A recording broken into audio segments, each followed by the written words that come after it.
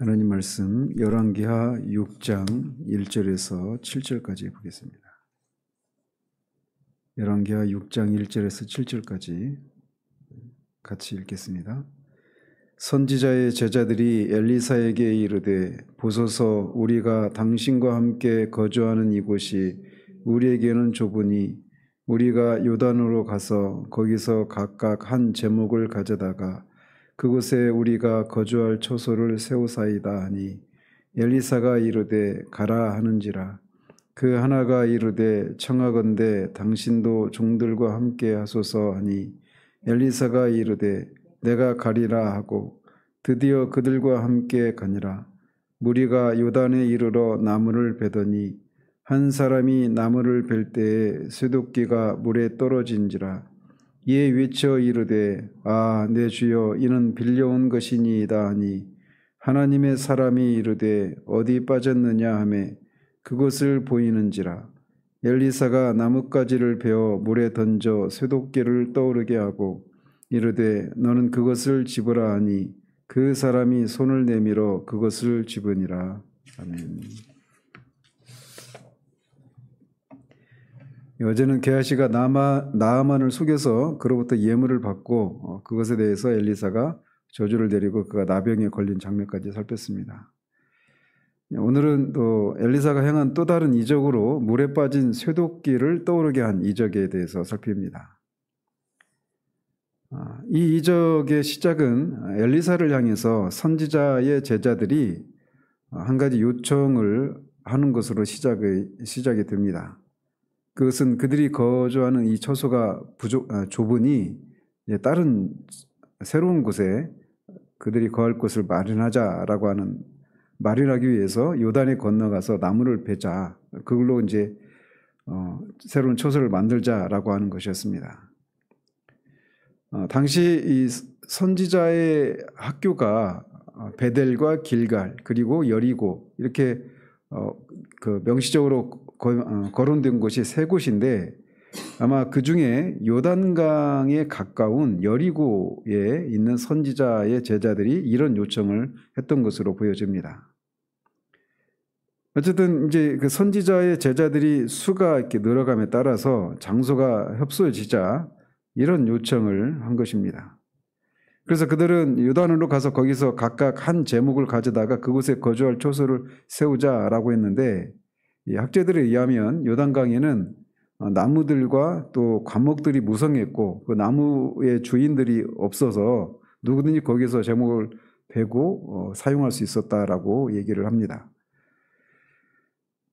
그러면서 제자들은 그곳에 있는 제목을 베어다가 또 옮겨서 짓지 않고 바로 그곳에 이제 근처에 처소를 세우자라고 제안을 했는데 엘리사가 그것을 수락하고 제자들에게 가라라고 얘기를 합니다. 그러자 제자들 중에 하나가 엘리사도 함께 가자라고 그렇게 제안을 하자 엘리사가 이것도 수락해서 제자들과 함께 요단으로 벌목을 위해서 가게 됩니다.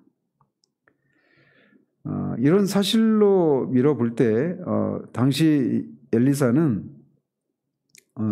어느 한 선지 학교에 거기 그냥 이렇게 정착해서 계속해서 거기서 머물렀다기보다는 이 선지 학교를 두루 이렇게 순회하면서 그들을 가르치고 하는 그런 삶 그렇게 이어졌던 것으로 보여집니다. 제자들은 그런 엘리사에게 제자들이 같이 가자 그래서 거기서 처소를 만들자 이렇게 제안했던 것은 이 선지자의 제자들은 엘리사를 하나님의 사람으로 믿고 그를 신뢰했기 때문에 그들이 거기 가서 어떤 예기치 않은 어떤 위기나 이런 것들을 만났을 때 엘리사가 함께 하면서 그들의 어떤 위기를 막아주기도 하고 어떤 도움을 받을 수 있을 것이라 이렇게 생각하고 같이 가자고 했던 것으로 보여집니다. 이런 사실에서도 이제 우리가 한 가지 교훈을 얻을 수 있다라면 우리가 우리 주님 되신 그리스도를 항상 따르고 주님이 우리와 항상 함께 동행해 주시기를 이렇게 간구하는 그런 자세가 필요하다라고 할 수가 있습니다. 그래서 함께 가자고 했던 것인데 엘리사가 이것도 이제 허락을 하게 됩니다.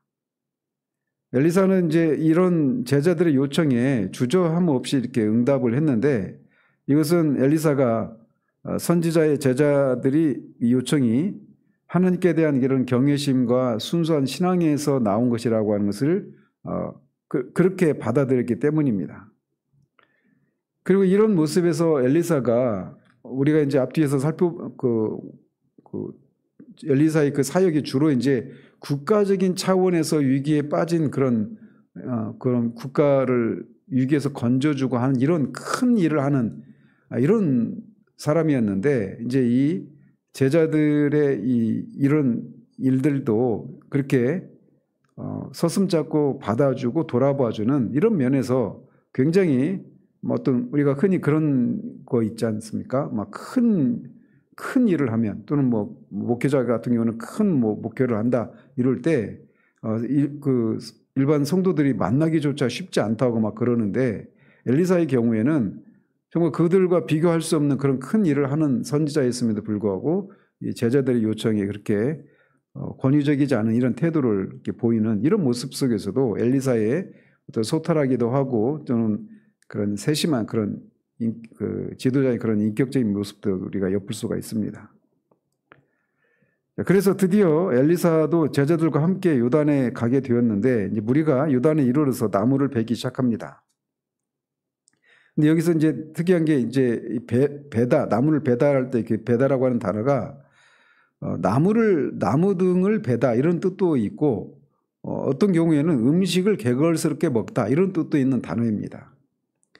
나무를 베다라고 하는 뜻을 나타내는 그 전용적인 그런 단어가 따로 있는데, 이렇게 음식을 개걸스럽게 먹다라고 하는 뜻으로도 번역될 수 있는 이 단어를 선택한 것은 이 제자들이 이렇게 새로운 집을 짓기 위해서 막 각자 큰 열심을 가지고 막 굶주린 사람이 개걸스럽게 음식을 먹듯이 그렇게 나무를 그렇게 신명나게 베는 이런 모습을 생생하게 표현하기 위해서 이런 단어를 굳이 선택을 했던 것으로 보여집니다.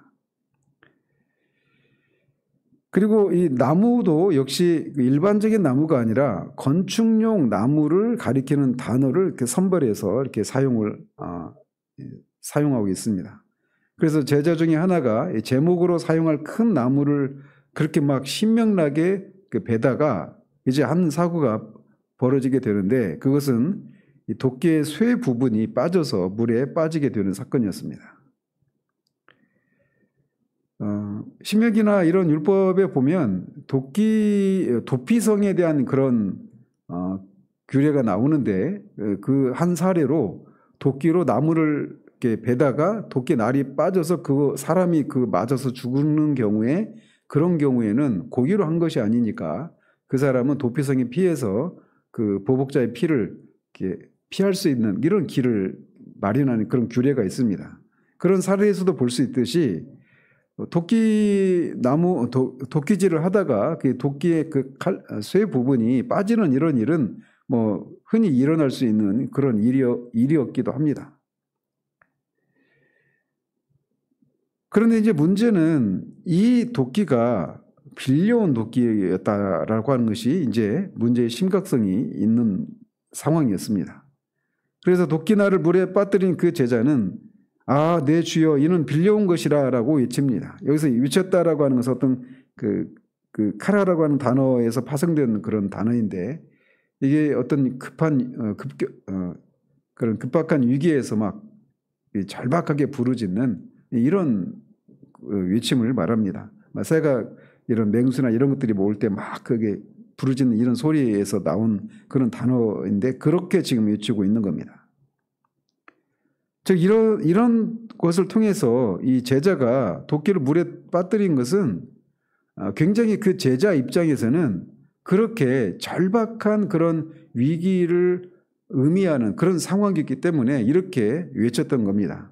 그러니까 오늘날의 우리 입장에서 도끼 하나 빠뜨린 거 가지고 그렇게 그렇게 야단을 내냐, 막 이렇게 막 죽을 위기에 처한 것처럼 그렇게 외치느냐, 이렇게 생각할 수 있는데, 이 제자의 상황이 그렇지 않은 상황이었던 겁니다.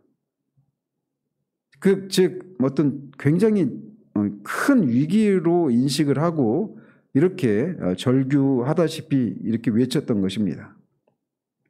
그것은 이제 이 빌려왔다라고 하는 단어가 그 상황을 우리에게 어느 정도 감지해 줄 수 있는 그런 상황이라고 하는 것을 우리가 알 수가 있습니다. 도끼를 잃어버린 이 선지자가 이렇게 부르짖었던 이유는 당시는 이 철이 귀했던 그런 상황이었기 때문에 도끼가 상당히 고가의 물건이기도 했습니다. 어떤 학자들은 어떤 사람들은 이걸 굉장히 비싼 물건이다 이렇게 하면서 가격을 어느 정도 되었다 이렇게 추정하기도 하는데 가격 정도 어느 정도 가격이었는지까지 우리가 추정할 수는 없지만 어쨌든 철이 귀했던 시대였기 때문에 이 도끼가 비싼 것이었을 것이다 이런 생각을 할 수 있습니다. 그리고 특별히 여기서 빌려왔다라고 할 때 이 빌려왔다라는 단어가 애걸해서 빌리다, 구걸하다 이런 의미입니다. 그러니까 이것을 볼 때 어떤 상황이냐면 이 도끼의 원래 주인은 이걸 이 선지자의 제자에게 빌려주기를 주저했지만 이 선지자가 애걸하다시피 해서 빌려온 그런 물건이었다는 것이죠.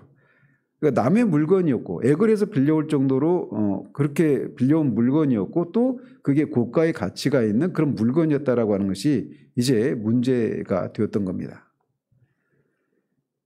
즉 선지자의 제자들이 매우 가난했다라고 하는 것을 이제 알 수가 있는 거예요. 그래서 도끼를 살 능력이 없어서 이렇게 이웃에게 구걸하다시피 애걸해서 빌려온 그런 도끼였는데 그게 이제 물에 빠져버리고 말았기 때문에 그거를 이제 어떻게 건질 수 있는 그런 상황도 아니었던지라 이렇게 막 그런 절박한 위기에 빠진 사람이 부르짖는 그런 절규를 했던 것입니다. 그래서 율법에 의하면 이렇게 이웃에게 빌려온 물건을 그 사람이 상하게 하거나 잃어버리거나 이렇게 했을 경우에는 적절한 배상을 해야만 했습니다. 반드시 배상을 했어야만 하는데 어떤 경우에는 배상을 하지 못하면 그 사람이 종으로 팔려가거나 이렇게까지 해야 될 수도 있는 그런 상황이었던 겁니다. 그래서 이 선지자의 제자가 이런 여러 가지 정황으로 인해서 이렇게 절규하면서 엘리사에게 도움을 요청했던 겁니다. 그러자 하나님의 사람 엘리사는 도끼가 어디 빠졌느냐라고 묻고 그 제자가 도끼가 빠진 곳을 가르쳐 주자 엘리사가 나뭇가지를 베어서 물에 던져 쇠도끼를 떠오르게 하는 이적을 베풉니다. 사실 이거는 믿지 않는 사람들의 입장에서 보면 무슨 이런 얘기가 있어. 어떻게 쇠가 어떻게 물에서 떠올라. 이렇게 이해를 하죠. 그래서 이거를 해석하기 위해서 어쨌든 사건이 기록되어 있으니까 이거는 이제 그 이적을 믿지 않는 그런 인문학적인 그 인본주의적 이런 생각을 가진 사람들은 이거를 나뭇가지로 이렇게 바닥에 빠진 그 쇠도끼를 막 더듬다가 찾아서 그걸로 그 나뭇가지를 끼워가지고 그렇게 건져 올렸다 이렇게 해석을 합니다. 그런데 여기서 떠올랐다라고 하는 이 단어가 그걸 허락하지 않는 그런 단어예요. 실제로 문맥 그대로, 문자 그대로 이게 쇠도끼가 스스로 떠오른 것을 의미합니다. 그래서 이거는 인간의 그 이성, 자연 법칙에 거슬러는 그런 어떤 모습이라고 할 수가 있습니다. 따라서 우리도 이 사건을 액면 그대로 선지자 제자의 어려움을 감찰하신 하나님께서 엘리사를 통해서 이적으로 역사하신 것으로 받아들여야 합니다. 그렇다면 굳이 나뭇가지를 베어서 물에 던질 필요가 있었겠냐 이렇게도 생각할 수 있죠. 그냥 쇠도끼가 떠오르기만 할 수도 있지 않습니까? 그런데 왜 굳이 이렇게 나뭇가지를 베어서 물에 던졌을까? 이것에 대해서 어떤 학자들은 이 엘리사가 당시 이교도들의 주술 행위를 한 것이다 이렇게 얘기하는데 이것도 이제 말도 안 되는 해석이죠. 엘리사가 여호와 하느님만을 섬기는 그런 순수한 신앙을 회복하기 위한 그런 선지자였는데 그걸 했을 리가 없죠. 오히려 이런 엘리사의 이적은 예수님께서 베드로에게 말씀하셔서 이렇게 행했던 이적처럼 물고기의 입에서 금화를 꺼낸 그런 이적이나 또는 보리떡 5개와 물고기 2마리로 5,000명을 먹이는 이런 이적처럼 어떤 사물들을 어떤 환경이나 사물들을 이용해서 이적을 행한 이런 사례라고 할 수가 있습니다. 그래서 그것을 통해서 사람들로 하여금 하나님의 이적을 생생하게 기억하도록 하기 위해서 이렇게 굳이 안 해도 되는, 이적을 행할 것 같으면 그냥 쇠도끼만 떠오르게 하면 되는 것인데 나뭇가지를 베어서 물에 던지는 이런 퍼포먼스를 했던 것입니다. 어쨌든 엘리사가 베푼 이적으로 도끼가 떠오르자 엘리사는 그 제자에게 그것을 집으라고 하고 그 사람이 손을 내밀어서 그것을 집어 올리게 됩니다. 자, 그래서 오늘 이적은 뭐 그렇게 아무튼 놀라운 이적이긴 하지만 이 사람의 생명이 그 수렘 여자의 아들이 죽은 아들을 살리는 이런 사건이랄지, 또는 100명의 제자들을 먹이기 위해서 턱없이 부족한 20개의 그 보리떡을 100명이 먹도록 하는 거랄지, 또는 그 들호박을 넣은 그 음식을 국을 먹다가 사람들이 복통을 일으키고 어떤 위기에 빠졌을 때 그 큰 위기에서 건져주는 이런 것들이나, 또는 앞에 5장의 그 나만과 관련된 일들, 그리고 이제 6장 8절 이후에서 7장까지 이어지는 아람과의 그 전쟁과 관련된 그런 과정에서 베푼 이적들, 이런 것들에 비하면 오늘 본문에 나오는 이 이적은 매우 사소한 것이다라고도 할 수가 있는 내용이라고 할 수 있습니다. 그래서 특별히 이제 5장과 6장 8절에서 7장까지 이어지는 이 사이에 이 이적이 들어가 있는 까닭이 무엇인가라고 하는 이런 궁금증을 우리에게 불러일으킬 수 있는데, 이것은 이거를 우리에게 말해주고 있는 겁니다.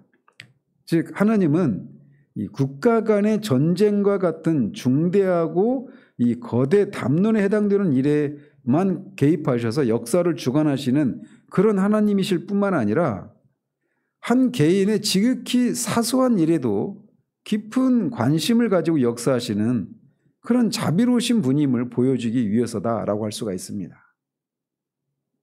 즉 하나님께서는 당신의 백성의 사소해 보이는 일까지도 일일이 간섭하시고 특히 당신의 종들의 필요를 채워주시는 분이심을 보여주기 위해서 이런 이적을 우리에게 기록으로 남겨주고 있다라고 할 수가 있습니다.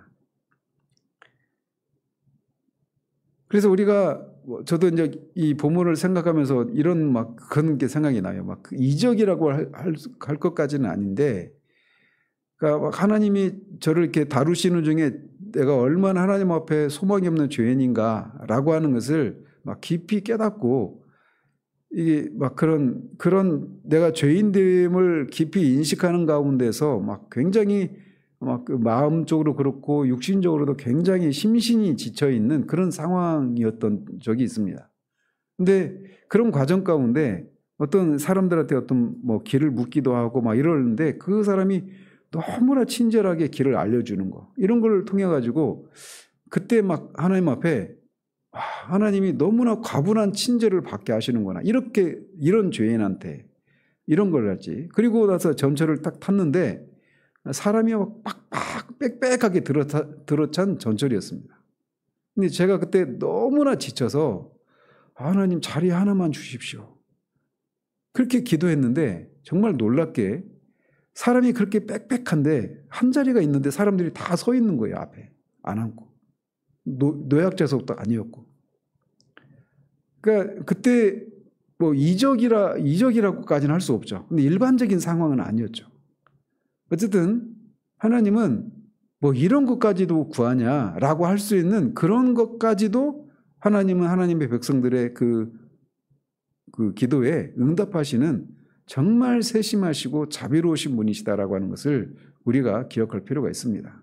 하나님은 천지를 창조하시고 우주를 움직이시고 이 세상 역사를 움직이시는 광대하신 하나님이신데, 그 광대하신 하나님이 우리의 작은 일들까지도, 너의 작은 신음까지도 하나님이 응답하신다라고 한 이런 찬양 가사처럼 하나님은 정말 그런 분이십니다.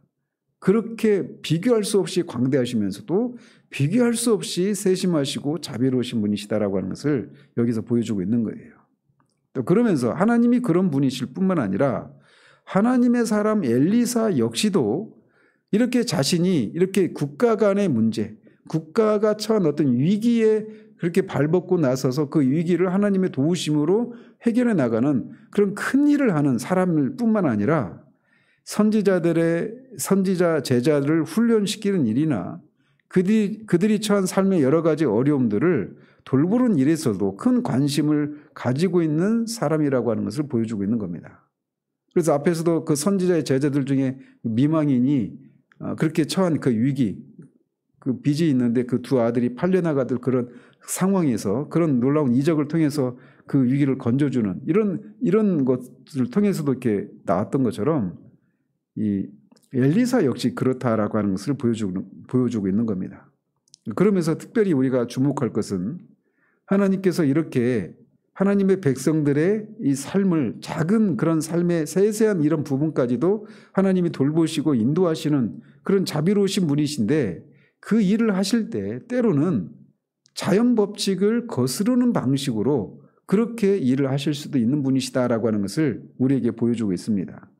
우리가 섭리교리를 배울 때도 배웠지만 하나님 이 세상을 창조하시고 창조한 세상을 떠나 계시는 것이 아니라 그 세상을 섭리하십니다.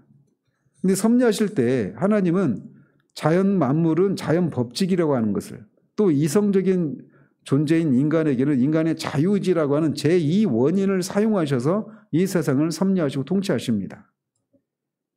그런데 때로는 이 제2원칙 즉 인간의 자유의지나 또는 그 자연 법칙을 역행하는 방식으로 또는 그것이 없이 또는 그것을 초월하는 방식으로 이 세상을 섭리하시기도 하시는 그런 분이시라는 겁니다. 그래서 이 세상 가운데서는 때로는 자연 법칙을 거스르는 비상한 방식으로 섭리하시는 일들이 종종 발생을 해요. 우리는 그거를 이적이다, 기적이다 이렇게 얘기를 하죠.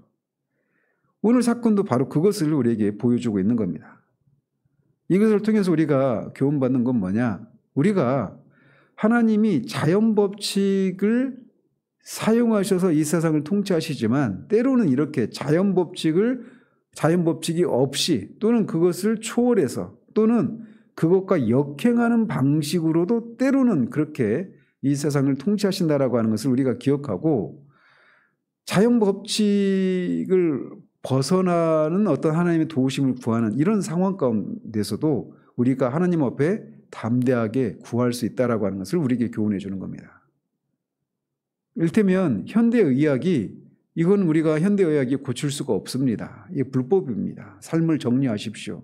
이런 얘기를 들었을 때 우리가 그렇구나 이런 상황에서 그냥 그렇게 받아들이는 것이 아니라 그런 속에서도 하나님이 하시고자 하시면 하실 수 있다라고 하는 그런 믿음을 가지고 구할 수 있다라는 겁니다. 물론 그 하나님이 그것에 응답하지 않을 수도 있지만 말씀드리고 싶은 건 자연 법칙에 의하면 이건 더 이상 어떻게 할 수가 없다라고 하는 이런 상황 가운데서 하나님도 하실 수 없다라고 생각해서는 안 된다라는 겁니다.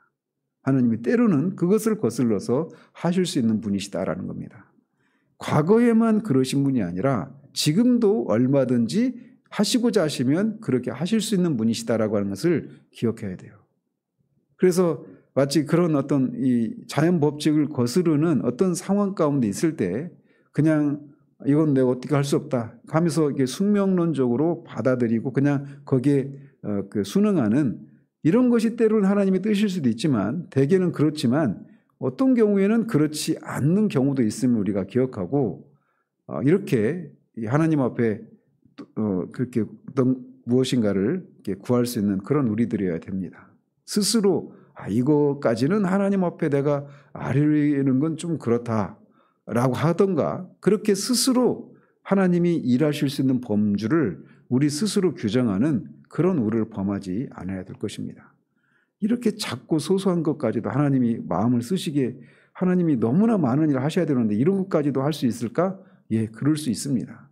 하나님은 광대하신 하나님이시면서도 가장 작은 것까지도 세심하게 돌보시고 인도하시는 그런 자비가 풍성하신 하나님이시기 때문에 이 아침에도 우리가 하나님 앞에 그런 것들을 얼마든지 그리스도 이름으로 담대하게 구할 수 있는 겁니다. 이 아침에도 그런 하나님을 만나기를 바랍니다. 기도하겠습니다. 하나님 아버지, 하나님이 이 우주 만물을 통치하시고 이 세상 역사를 주관하시는 그런 광대하신 분이시다라고 하는 이 사실이 때로는 내가 처한 어떤 이런 사소하고 지극히 작은 이런 일들까지도 하나님이 마음을 쓰시게 할 수는 없다라고 말하며 스스로 알아서 그렇게 우리가 결정하고 아뢰기조차 하지 않는 그런 삶의 태도를 우리가 버리고 하나님이 정말 우리의 아버지가 되셔서 세심하고 세밀한 이 모든 이런 작은 일에까지도 하나님의 전능하신 애정을 발휘하셔서 얼마든지 그렇게 일하실 수 있는 분이심을 우리가 기억하고 기도로 나아갈 때마다 스스로 하나님이 일하실 수 있는 범위를 스스로 정하고 하나님이 하실 수 있는 것만 아뢰고 그 이외에 다른 것들은 내가 알아서 하는 그런 기도, 그런 삶의 태도를 갖지 않는 우리들 되기를 원합니다. 이 아침에도 하나님 앞에 우리의 마음을 쏟을 때 하나님 우리의 작은 신음에도 응답하시는 하나님이심을 이 아침에는 분명히 드러내 주셔서 정말 하나님 기도를 통해서 하나님을 만나는 그 시간이 정말 우리에게 기쁨이고 즐거움이라고 하는 이것이 우리들의 진정한 신앙 고백이 될 수 있도록 도우시기를 원합니다. 예수 그리스도 이름으로 기도합니다. 아멘.